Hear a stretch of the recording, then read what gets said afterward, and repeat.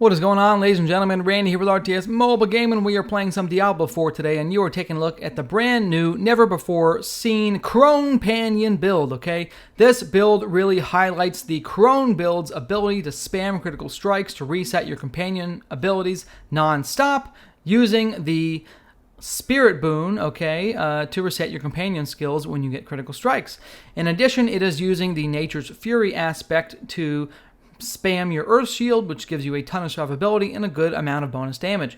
I would say that the damage balance in this particular build is about 60% of the damage due to Earth and Bulwark, 40% of the damage due to my companion builds and their attributed poison skills, okay? So you have Poison Creeper doing a ton of poison damage and applying 20% critical strike chance to all the enemies that get hit.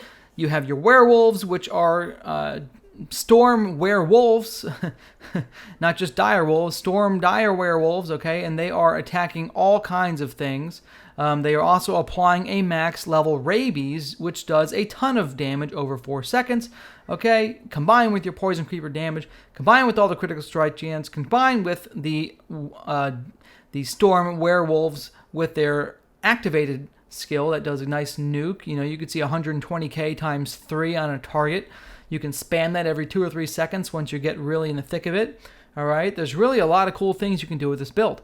Now, it has all of the survivability of the Earth and Bulwark Earth spam, but the damage has been reoriented over towards the companion side. So my Earth Shield is only critting for about 700k to a million, and the companion skills are doing, like I said, 40 to 50% of the overall damage output. It's really a lot of fun. If you really want to directly compare it to the Earth and Bulwark build, the Earth and Bulwark build is better hands down. It just has so much more damage. But if you want to play companions, this is fun. I am here clearing a level 45 Nightmare dungeon. Okay, I'm at level 87. The mobs are 12 levels above me. It's not a huge feat, but it's definitely showing that this companion build is able to clear endgame content and have a little fun. Now, I only have about half of the gear that I actually want for this build. The other half of it I'm going to be collecting over the next few days to make the next video. But stay tuned. We're going to talk about the legendary aspects and the skills momentarily and take a look at what we are working with. CRONEPANION build! Alright, folks. Let's talk real quick about this CRONEPANION build's legendary aspects, the abilities, and the Paragon Tree, okay? So, let me caveat this by saying I've got about half of the gear and the aspects and everything that I'd like to have for this build. I can imagine this build doing 3 to 4 times as much damage easily with optimized gear, but this is enough for the proof of concept to get it out of the way and start showing you what I'm theory crafting, okay? Like and sub if you're not already a fan. I love you long time. So, how does this build work? It all revolves around 2 abilities, okay? First, you're going to be using Nature's Fury. This is going to be best on your amulet. I happen to have it on my helmet because, like I said, I'm working on optimizing gear, but this is a must-have for the build. What this does is it is going to dramatically reduce the cooldown on your skills, okay, for your Earth and Bulwark, which is your main survivability for this build. If you aren't able to refresh your Earth and Bulwark every few seconds, your build will crumble, okay? Along with that, you want Barrier Generation, which will give you a stronger Earth and Build nuke, and you want attack speed and cooldown reduction. All 3 of those are really, really key, okay? Cooldown reduction is a big deal because, again, you want to keep dropping your cooldowns down as much as possible, all right? The next most important part of this build is the Spirit Boon for the pack leader under the Wolf Spirit Boon tree, okay? The pack leader means that your critical strikes have a 20% chance to reset the cooldowns of your companion skills. Now, since you are, like I said, going to be trying to crit as much as possible, Great Staff of the Crone becomes your best friend, okay? Great Staff of the Crone not only will give you 2 storm skills per basic attack, which means 2 chances to trigger Nature's Fury and reset your Earth and Bulwark every basic attack, it is also going to give you 2 chances to critical strike. Not only that, Storm Strike is going to be hitting up to 3 targets with this particular build, so every time you auto attack, you have 4 chances to critical strike and potentially reset your companion skills through your Spirit Boons, okay? That's how the build works. It functions like that. Earth and Bulwark is its main survivability. It also gives you tons of mobility through the Ghost Walker aspect here, which is going to make you get bonus movement speed and be able to walk through enemies while you're unstoppable, okay? And, of course, it's just going to dramatically every time your Earthen Bulwark explodes, it's going to deal a ton of critical strike damage around you. It's going to give you a ton of chances to massively reset your companion skills, okay? Without this build, without the ability to reset your companion skills like this, like this, like this, and just spam them nonstop, the companion trees do not deal enough damage to compete with the endgame builds. All right, even this particular build is only doing maybe a quarter to a third of the damage that my Earthen Bulwark Explosion build is doing, and that build also is not fully optimized, okay? Now, into the other legendary aspects that we're working with here today. I happen to be using a chess piece here that gives me companion skill damage. It has 3 defensive modifiers on it, and then the aspect is going to give me damage reduction when I'm in werewolf form. I am in werewolf form about half of the time because I am spamming my auto attack. However, anytime I use one of these other 5 skills on my bar, I transfer into human form. So, you could, in theory, use the armor, which is probably better, the armor stacking aspect on your chest, okay? That is going to be better than this, all right? And I may switch to that, we'll see. For the gloves, basic attack speed is a great thing to put on these gloves. Obviously, your auto attacks are the main generators for resetting your cooldowns. Therefore, faster attack speed is fantastic. These gloves are the gloves that I use on my regular Crone build, so it has a lot of werewolf critical strike damage. You don't really need that on the gloves. Go ahead and put something else on there, okay?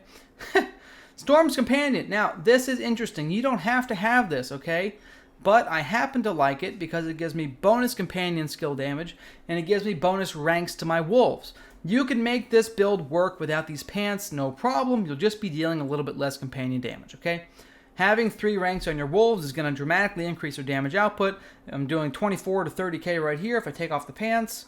I'm now dealing 19 to 23, okay? So the top end without the pants is the bottom end with the pants. The pants will dramatically increase your wolf's damage. Your wolves are one of your main damage dealers with companion builds because their active ability is actually pretty strong. All right? Boots. Use the unstoppable ghost walking aspect, okay? Great Staff of the Crone, must have for this build. I did try running this build with a poison buff instead, okay? The changeling aspect of the changeling, which when I use a bear skill, it causes all my poison damage to nuke for 300% of the damage. I can tell you right now, you do not get enough cooldown resetting with that version of the build. I did try it, okay? I have a great weapon for it. And unfortunately, I just found that the Crone, Great Staff of the Crone, with its ability to dramatically reset cooldowns, just made this build so much stronger, okay? Like I said, I literally tested both. I originally built this build to be a poison nuker build, which was fully geared around maxing out my poison creeper and then dropping a bear debilitating roar to nuke everybody in an AoE around me. Didn't work out how I wanted, okay? The damage was nice, but the cooldown resetting was not sustainable. I was hitting for 300,000-400,000 damage nukes. It was nice to see it, but again, I was not able to reset the cooldowns for this very quickly, so that's why I switched to this version of the build, which has been playing much more smoothly. For the amulet, again, your amulet should probably have the Nature's Fury buff on it, okay? And then your helmet could probably have bonus damage mitigation on auto attack from basic attack. But for right now, I happen to have this Edge Masters aspect on this thing, which basically means I do bonus damage when my resources are full, and they're always full, so I just get a flat damage bonus here, okay? This is a multiplier. This is a multiplier bonus. It is not additive. Some bonuses here are additive, right? Like this werewolf companion turning my wolves into werewolves. This is an additive damage bonus. This particular bonus from the Edge Master's choker that I'm wearing right now is a multiplier, okay? So it actually is really nice at the end of the equation there. Technically, this is supposed to be a multiplier too, but I don't know if I really saw my damage go up a whole lot. So 24k without it on, 24k with it on. It's just not calculating correctly on the tooltip. I don't know if it's calculating correctly in the battlefield either. It is supposed to be a 20% multiplier to have this companion buff, but even if it is only additive, you still want this on your bar because it's going to give you an additional wolf and an additional crow. It also is going to give you an additional poison vine animation, but your actual poison creeper vine, only one of them will attack. Even though it shows 2 of them on the ground, 2 of them do not attack. So you get an additional werewolf and an additional raven to run around and slap people in the face.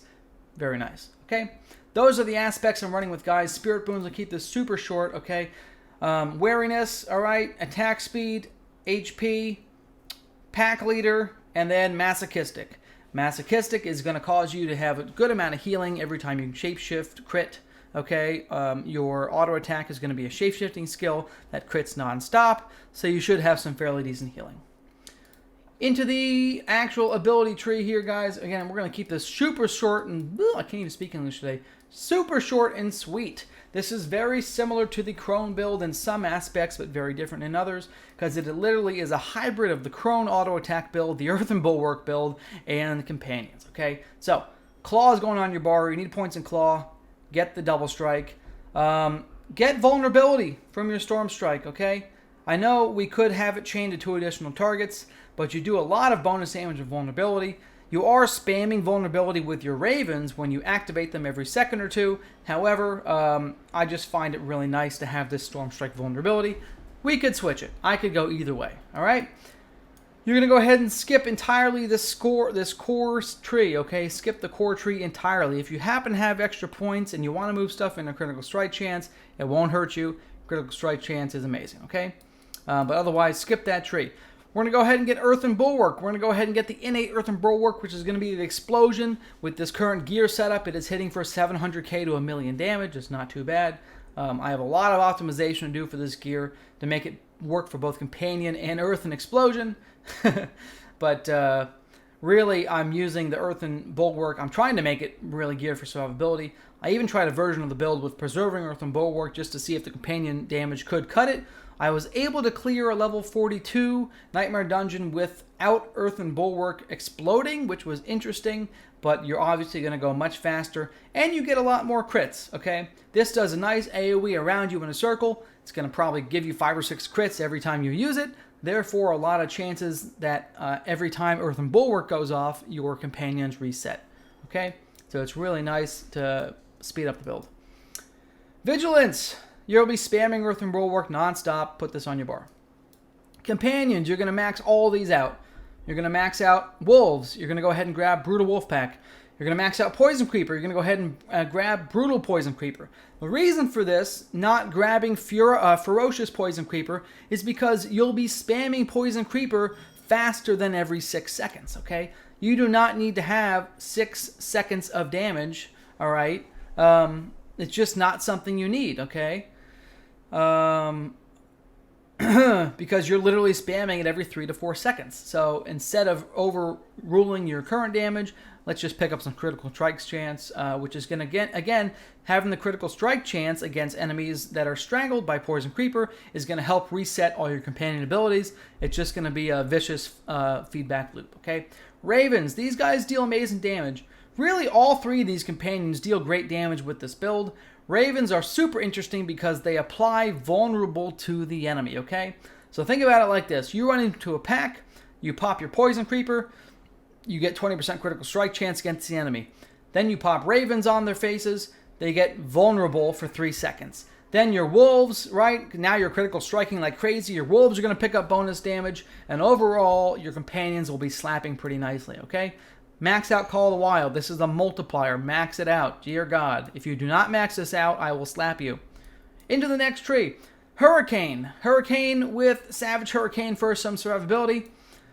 We're going to get Neurotoxin with Toxic Claws and Envenom. Envenom is going to dramatically increase the critical strike damage that the enemies take. This is a multiplier. This is not additive.